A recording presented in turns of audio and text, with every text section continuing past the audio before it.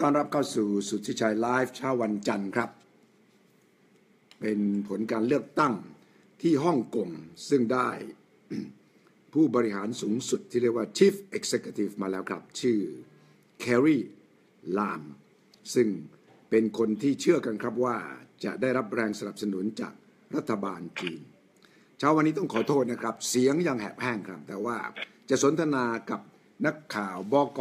ข่าวของ China Daily ที่ฮ่องกงครับคุณหลี่หยาวซึ่งติดตามข่าวนี้อย่างใกล้ชิดสนิทสนมครับ Good morning หลี่หยาว Good morning Good morning Hi Thank Good you morning. for joining me this morning Tell us about the outcome of the election of the chief executive of Hong Kong what are the results So yesterday Hong Kong held in a peaceful and orderly manner and the election of its fifth term chief executive.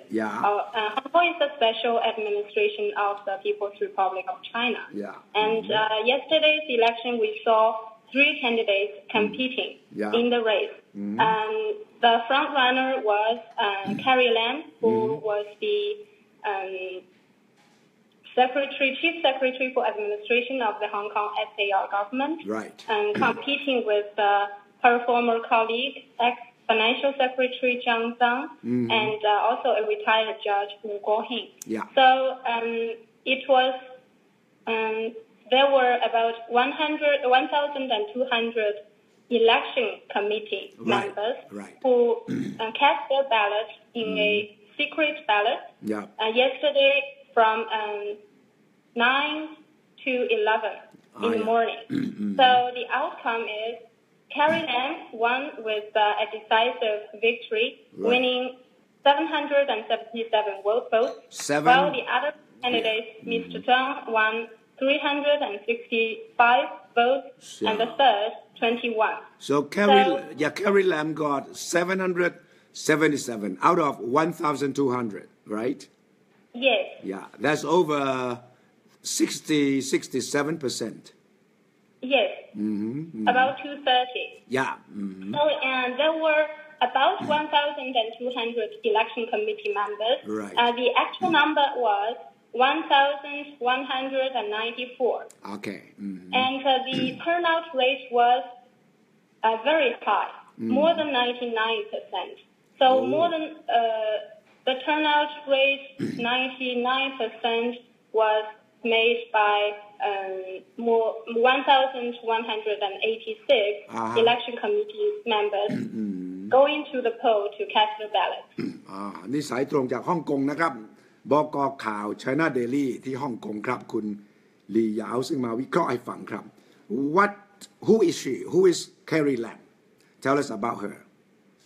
So she is born and raised in Hong Kong. She comes from a modest family background.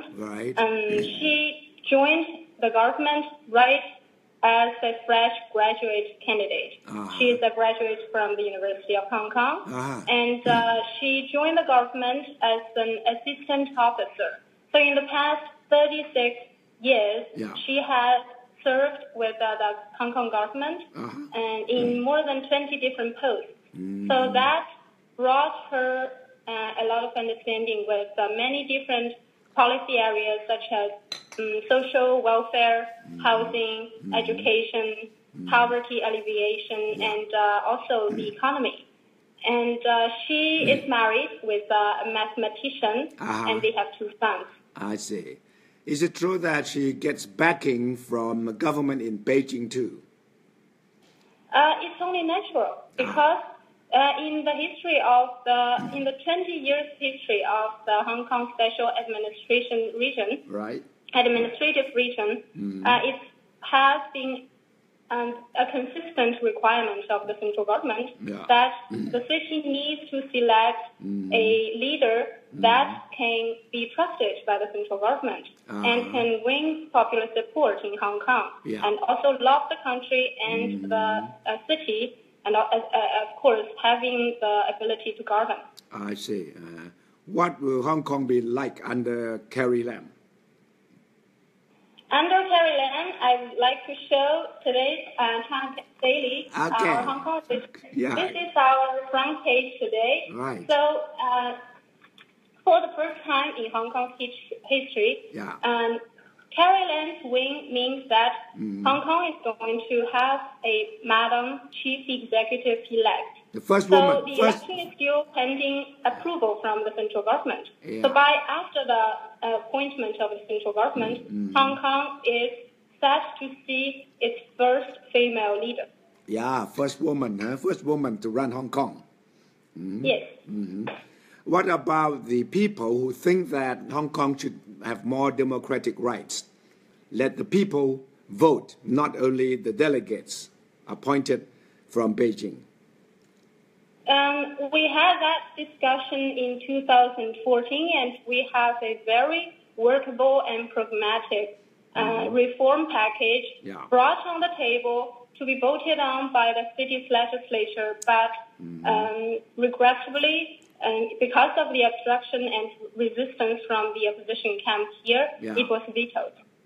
So we would have universal suffrage, one people, one vote, for this chief executive election this year, which we saw yesterday. Next year, you think it will happen? This year. So if that political reform package was passed in 2014, we would have had universal suffrage for yesterday's chief executive election. But it didn't happen. No, because of the veto and resistance from the opposition camp here. You think Carrie Lam will be able to seek support from all sides in Hong Kong? I think she has demonstrated a reasonably good track record of working with people of very different viewpoints and political persuasions. So she has that kind of track record, and she has dealt with a lot of tough issues. That requires a lot of capacity and capabilities to really persuade people to sit around the same table to exchange views, no matter how vastly different they may be, and find common ground and identify solutions. So people need to make compromise, and I think she has shown leadership in that regard to help bring people on the same table to find common ground and reach compromise, so that Hong Kong as a whole can move forward. So you think she is ready to listen to voices that are not not in support of her position, but the diversity of views in Hong Kong will be taken into account? Yes, absolutely. And she has doing exactly that in the past 2 months campaigning. And she has already, early in her campaign, she has already vowed to build a more inclusive government and to appoint principal officials or other advisory committee members based on a merit criteria, so that those who have talent and who are willing and committed to serving Hong Kong can have an audience with her under her in her administration to be able to really use their talent and unleash their potential to jointly serve Hong Kong together. When she campaigned during the election campaign, what was her main platform? What will she be doing? The first 3 things that she would do once she becomes chief executive of Hong Kong now. First of all, boosting the economy. Hong Kong sits on a vast physical reserve of more than 900 Hong Kong billion dollars. So that's about 2 whole years' budget of the Hong Kong government. This year, the budget for the financial year 2017 to 18 amounts to about less than 500 Hong Kong billion dollars. So there's a lot of space and resource to use more government spending to for really pressing issues to find solutions for that. And she also identified education and finding more land to provide adequate housing for the whole population as her priorities too. So the top priority is economy. Economy, housing, and education, and youth development, youth engagement in the social welfare, public policy deliberations too. Yeah. What is her position towards Mainland China, the government in Beijing? I think the position or the approach of the Hong Kong SAR government as a special administrative region of China has always been consistent. Yeah. That is to have closer integration and collaboration with the Chinese mainland. Yeah. And Carrie Lam, in her service spanning more than 3 decades in the Hong Kong SAR government, has spearheaded that kind of effort. For example, last year she led a delegation of Hong Kong officials and also social representatives from across the society to Suthichai, that's in southwest China of the Chinese mainland. Yeah. And the purpose of that trip last year, I think it was in May. Yeah. And because Hong Kong was among the biggest contributor for the reconstruction of Sichuan province after the devastating earthquake in 2008. Yeah. So Sichuan was also very grateful for Hong Kong's contribution. It offered last year to all Hong Kong residents that they can go visit the Panda Natural Reserve, Giant Panda Natural Reserve Park in Sichuan for free for all Hong Kong residents. So that's the kind of mutual respect, appreciation, and support that Lam has demonstrated in her past work during her service with the Hong Kong government. Yeah. And we can use more of that, that kind of examples. And for example, our neighboring city of Shenzhen is catching up very fast in innovative sectors, and it's becoming another shining example of China's peaceful development.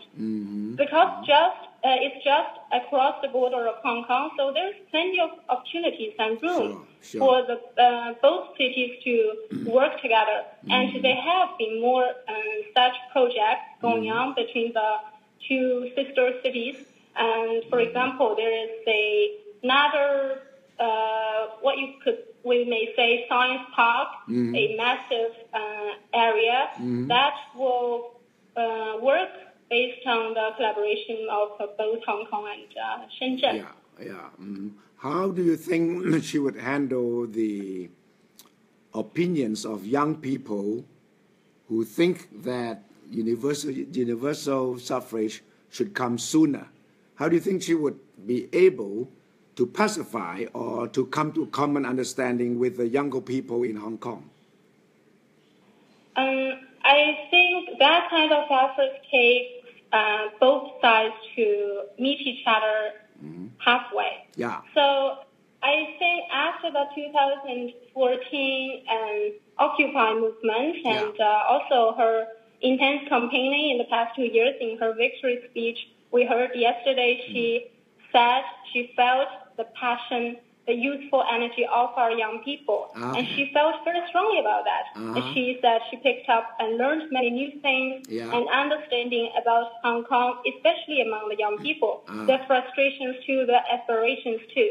So a lot of that kind of aspiration for political reform or universal suffrage is understandable and is even lofty. On the other hand, I think what we saw in 2014 was also a result of that kind of ongoing and long-standing frustration among the young people, which can be universal among other places of the world, because of low employment rates, where they don't find good career prospects, and also they don't find adequate housing to start a family, so they feel frustrated.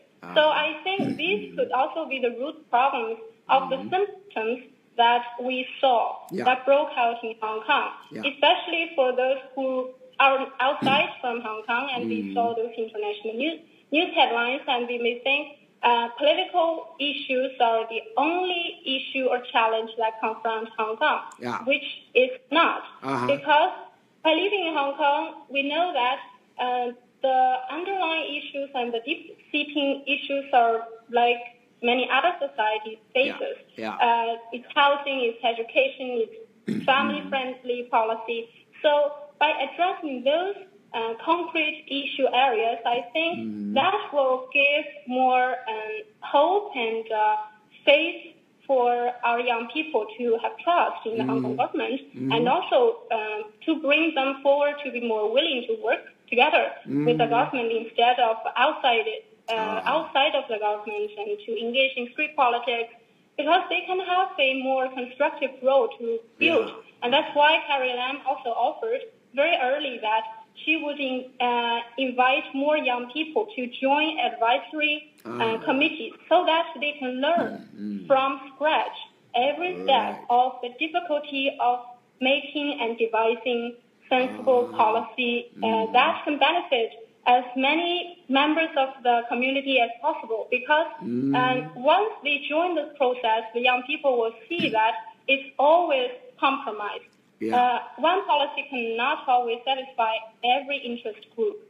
So I think then they will, through the process, they will learn to be more tolerant, to be more inclusive, to be more willing to hear the other side of the argument. That's very interesting. It means that Carrie Lam is open to opinions from the young people from all sides of society. Yes. How would she prioritize the one China, two systems approach?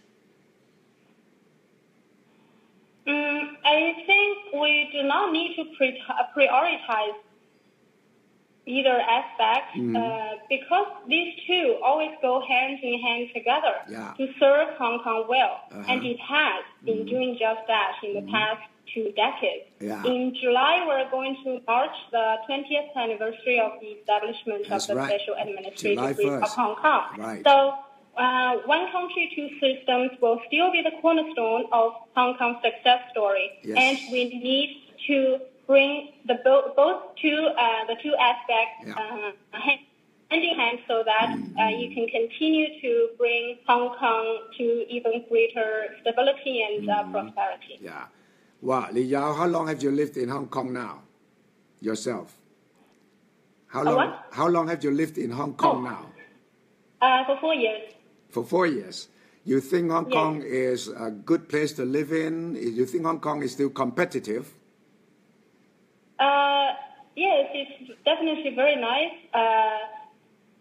Because first of all, I feel safe, very safe. I dare to go out at night by myself. And secondly, it's very convenient. Others may also complain about it because, for example, it rains a lot when the typhoon season comes.